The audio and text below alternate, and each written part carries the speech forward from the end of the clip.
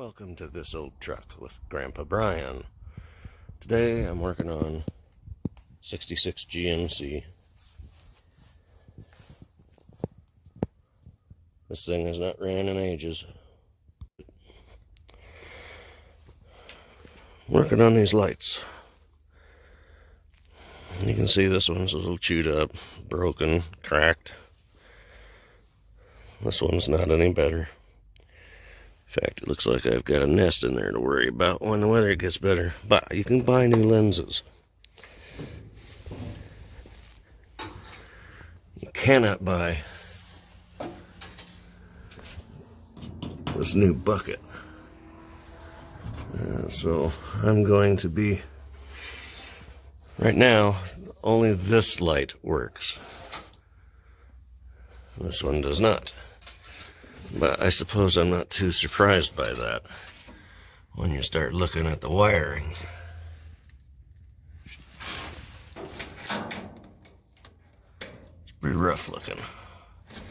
So I'm going to rewire this hood. I'm going to use trailer wiring that came in a kit for trailer lights that I actually put on the back of this. But I like this because it has this connector. So if I ever want to take the hood off, I can just unplug it. And then I have left and right and marker and an extra wire that I will use for putting an underhood light in, probably right about in this general area, so that it can light up at night. You can see I've done a little bit of work in here so far. I redid this wire loom that goes up to right there, comes to the coil, but I still have a ways to go. Alright, so these are installed with 4 clips that kind of spring out. When it pushes in, it pops up and locks it in place. So you have to be able to push these clips down and push the light assembly out. I have a screwdriver that I created a bend in for adjusting manual adjust brakes. This was going to help me get over the top of this to the tab, and then I can push it down, and then I can push this one at the bottom up and start pushing this light out.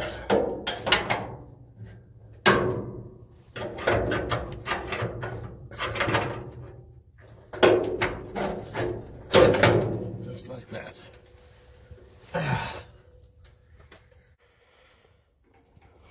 So these are the tabs that would stick out. You can see it pinches the body between the tab and these little tabs here. As you can see up here where those clips were. Now, my wiring is pretty chewed up here. Not quite sure exactly what I'm going to do to fix this. I'm going to take it apart and figure it out. So the bulb socket just pulls straight out of the back of the bucket. And yeah, that nest really filled up the light. And it's in the hood too.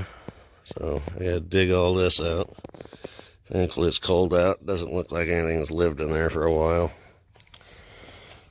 I think the replacement lenses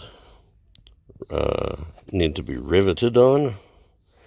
So it looks like I'm gonna have to drill out all these holes. All these rivets that are here to get it ready for the new lenses, which I have not yet ordered. So now I have pulled off all of the wiring, both the bulbs, pulled it from its retainers. So all I have left to do now is to cut that, and then I can pull it out. So before you cut anything electrical, always remove your negative battery post. And this will make it so that there's no electricity getting through any of the system if it can't get back to the battery. And that'll make it safe for you to cut through all of these wires at one time.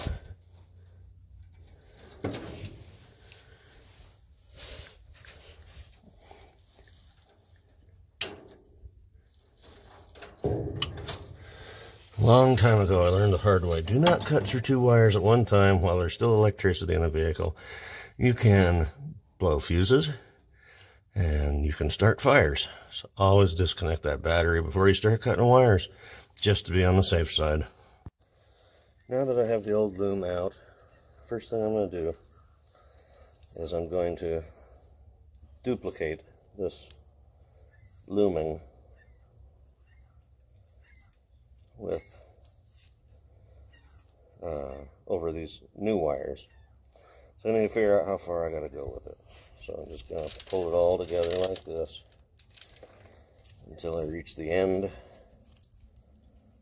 right there of the looming.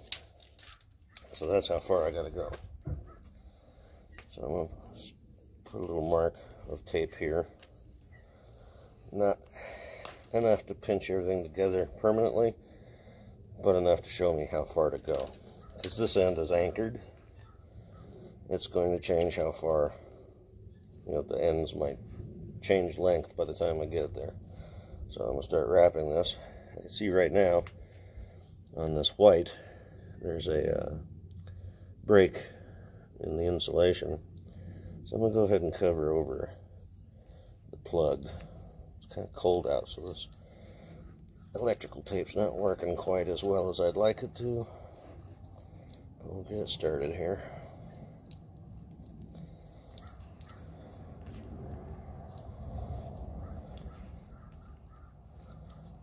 And we're just gonna twist this around. All the wires going at kind of an angle. The more of an angle you get, the more distance you'll cover with each wrap, so your electrical tape will go farther, as opposed to trying to wrap it too tightly. So we'll just get through this.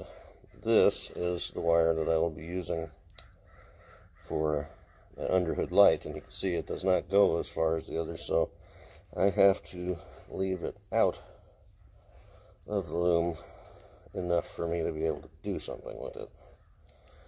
And then I will probably add it back to the loom later, depending on what I do for lights under the hood.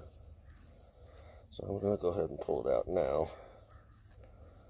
And I'm going to wrap past it right there.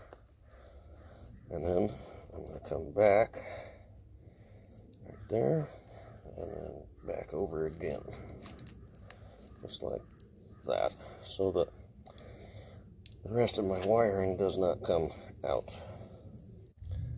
I am now nearing the end of this where I put my mark before, and you can see that this wire is winding up to be longer, but I put little enough tape on it that I can just pull it straight. And that is why you don't start here and work your way back, because then you would wind up with a loop of wire back at the connector, creating a sloppy look that would be very hard for you to tape over. So once I get down here, I'm just going to tape over my mark. And these wires are going to split, go different directions at this point. So I'm just going to go ahead and tape through the middle of them like that. And I'll go back the other way like that. And then I will backtrack a little bit. And we'll just call it good there. And this way it is predisposed to going between left and right. I know that somebody has gone in and cut some of these wires and rewired a few things. So we need to know what color wires did what. So this is a wiring diagram for 1966 GMC. These are your headlights. That is your parking light directional circuit. You can see there's a purple and a blue. Now I've already gone through the colored pencil, traced all of these different circuits and the colors they are supposed to be to help me figure it out as I go along. So we'll look here. This directional light is light blue. This directional light is dark blue.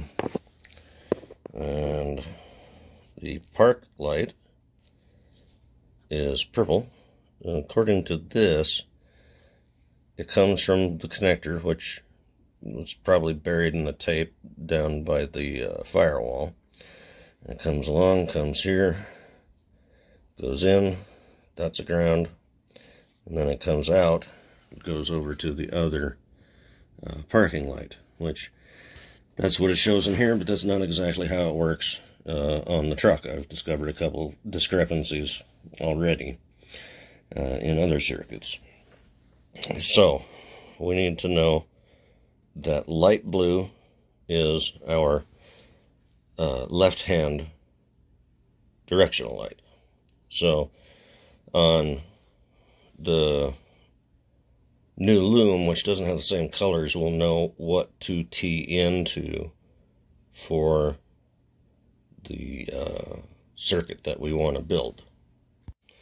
We're going to do trailer wiring for this, and I like to keep it consistent between trailers and vehicles when I do this. Yes, ultimately it would be best to use the original colors, but if you start buying 16 different colors of wire and 3 different gauges, you're going to spend hundreds of dollars. So I try to cut corners. And this way, what we're going to do is we're going to have yellow now going here, because on a trailer, the yellow wire is for your left turn signal. And when I rewire from my firewall back to the back of the truck for the taillights, I'm going to use yellow there also. And now brown will connect to our parking light circuit, which brown would be your taillights. So this is going to be green and brown. Going to try and figure out how to deal with that broken wire on this side. I've also been warned that the buckets do not ground well because they only ground through those clips. So anyways, let's get started on our wire again.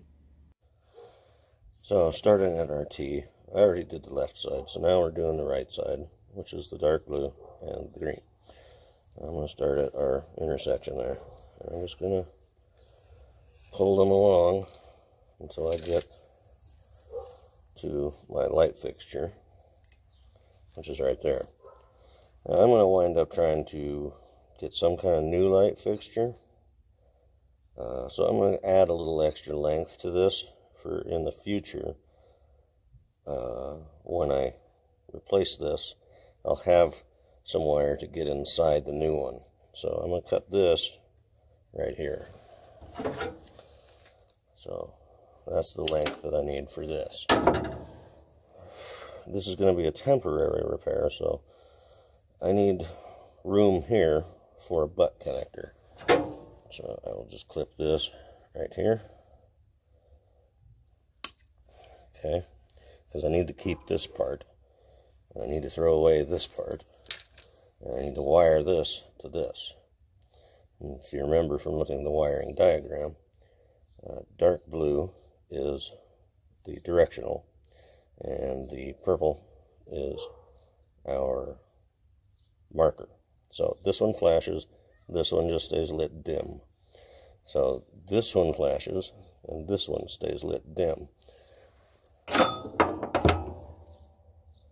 So I'll just split this and peel it back a little bit. Gotta strip these for the butt connectors. I always give them a little bit of a twist to help keep the wires from separating as I insert them into a butt connector. Next time I'm going to strip these.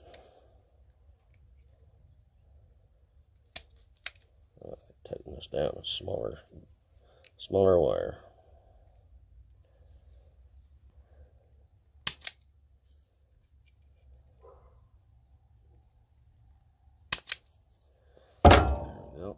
Gives us a little twist. And now I need to get my butt connectors. I picked up a pack of these on Amazon. I don't remember what it was, maybe 20 or 30 bucks. But you can see there's an assortment of sizes. You want the smallest size that will work for the wire that you're doing, just to make sure that it'll be in there nice and snug.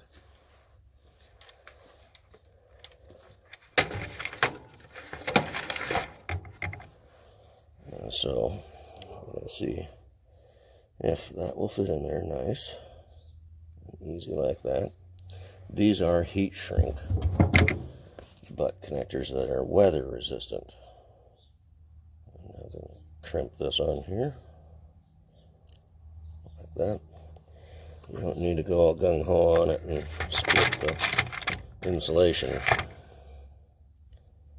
Insert that one. And we'll connect that. Crimp it. Our brown is going to purple. We shall crimp that. I'm going to squeeze this one a little harder because it's a smaller gauge wire. I don't want it to slip out. Get our final wire in there. Let's see how it split a little bit because I didn't get it straight. Don't want that. We want all the wires in there.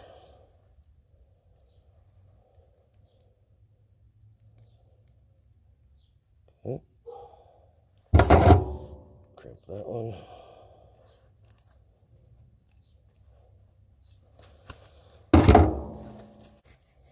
Alright, this is my heat gun. Puts out more power than a hairdryer, but you can use a hairdryer for some things, like pulling decals off of your fenders. This can get a little hot for you. It can actually blister the paint. You can hear, maybe even see that the inside's getting a little broken up.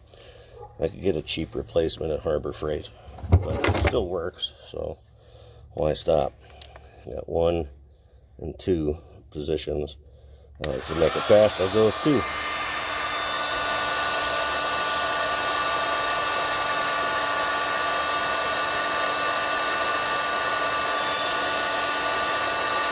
Once it starts to go, it'll really melt, or shrink, I mean. This keeps water from getting into our connection and corroding the wires and creating a high resistance to the electrical flow. It's much better than electrical tape. These are my favorite butt connectors. I have never tried the ones that are soldered with heat. I'm going to try that someday, but till then I will stick with these. So that's that circuit done. So this one, my left, is problematic because the 2 wires that are reasonable on it are the same circuit. If you remember, purple is my marker, so that's the dimly lit one, and then the light blue, which is broke off right there, is my flasher. And it's pretty well glued in there. I gotta figure out how to replace that wire, so I need to pull this bulb out. And the way these kind of bulbs go, you gotta push it in and turn it, and it's just, oh, there we go, got it. You see all the corrosion on that. This bulb's been around a while. So inside you can see the contacts where these circuits are completed. So I need to clean this up and try and dig this out, and we'll see where we go from there. Just to show you what it is that I'm doing, I am trying to dig this, I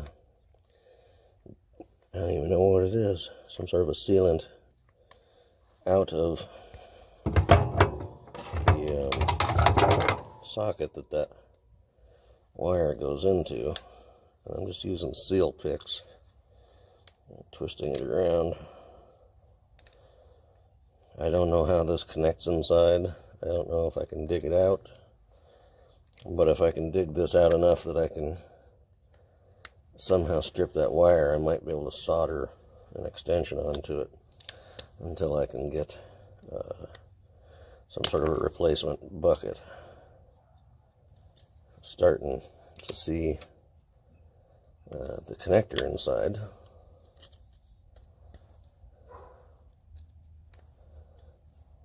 You can see the metal of it, but this isn't the fastest project. Let's keep digging this out a little more. Gotta get it all out of there to make room for my soldering iron tip. I don't know if I'll ever even get that much room.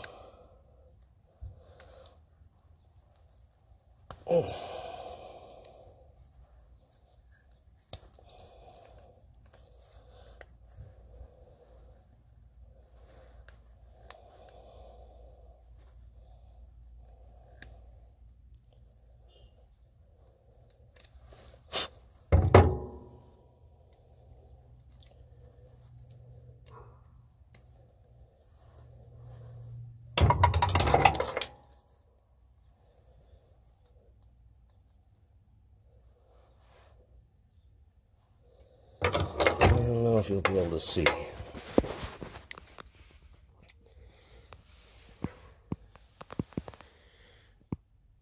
You see the metal connector inside there.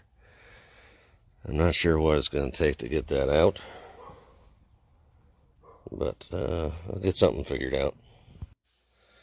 Alright, so I'm about ready to start doing a little soldering here.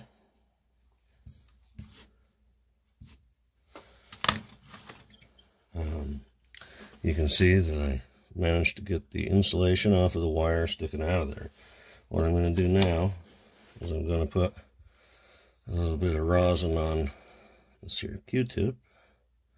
So I don't make that mess inside of here. So I'm going to put a little bit of that on that wire.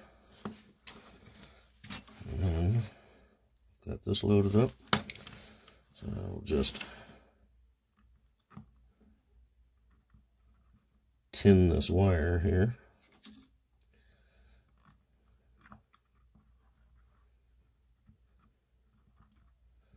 The rosin helps it stick to the wire. And I made this little jumper wire that I'm going to solder onto that.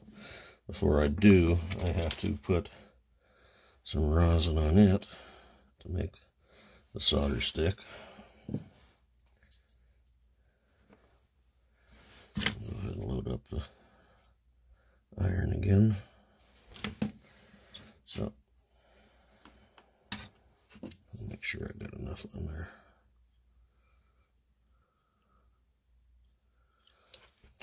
Plenty, it's all over the place now.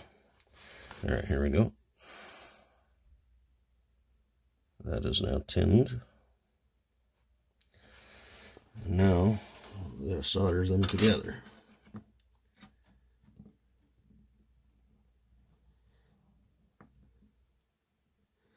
So in theory, the two tinned pieces should stick together much easier than two pieces that are not tinned. Struggling here. I wish I had a third hand.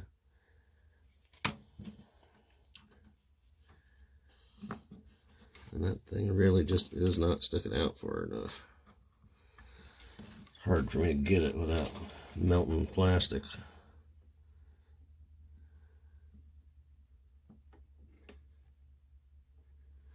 It's there. Let's see. Yep, that should be good enough. Clean this off. And unplug it.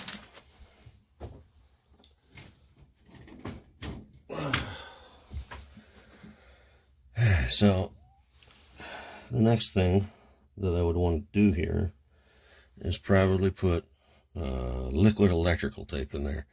I'm not sure where that is, so I have to go hunt for that. It might be out in my shed. So I'll be back. Alright, before I put liquid electrical tape in that hole, it takes a while for it to dry, so I don't want to have to handle it. So I'm going to go ahead and put on my butt connectors.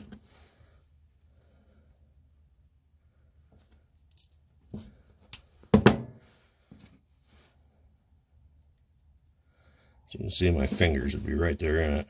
That rosin's already sticky enough without electrical tape on there. Alright, so I got that done. I'm also looking at how corroded this is. Well, the bulb's not going to work if the electricity can't get through this corrosion. So those two linear tabs down at the bottom inside there, those need to be clean enough for the buttons on the bottom of the bulb. And then the outer ring needs to be able to ground the bulb. So I'm going to use a piece of sandpaper. I'm just going to roll this up.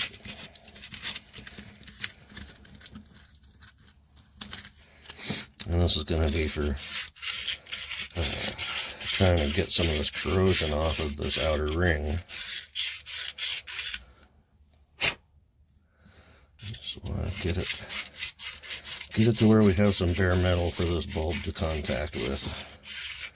Most of its contact is going to be done by the little pegs that go down on the sides, but those holes are really difficult to get into, so I'll just get this outer ring, because I know it'll contact.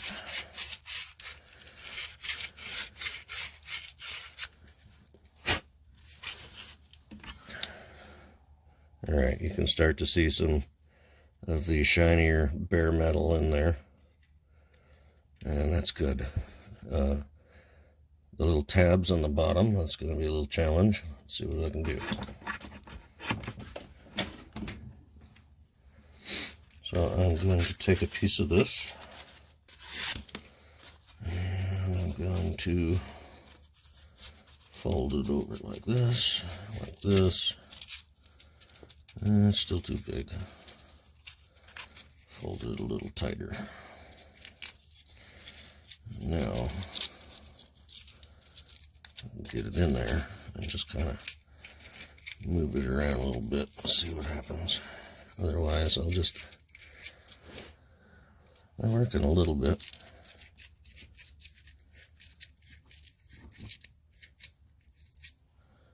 That's probably good enough. And this bulb, once I wipe some of the gunk off of it, I can see that the outer filament is burnt out. The lower filament is still good. I was going to clean this bulb up, stick it back in, but I did not notice that the one was out already. So for now, I guess I'll just have to swap bulbs back and forth.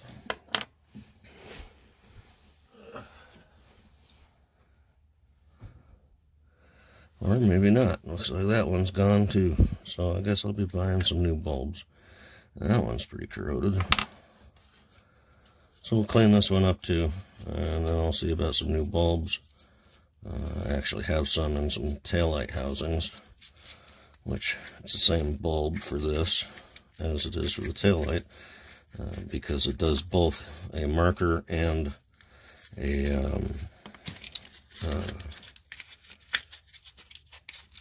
flashing light. So it's the same thing as a brake light bulb. It's an 1157 and something this old.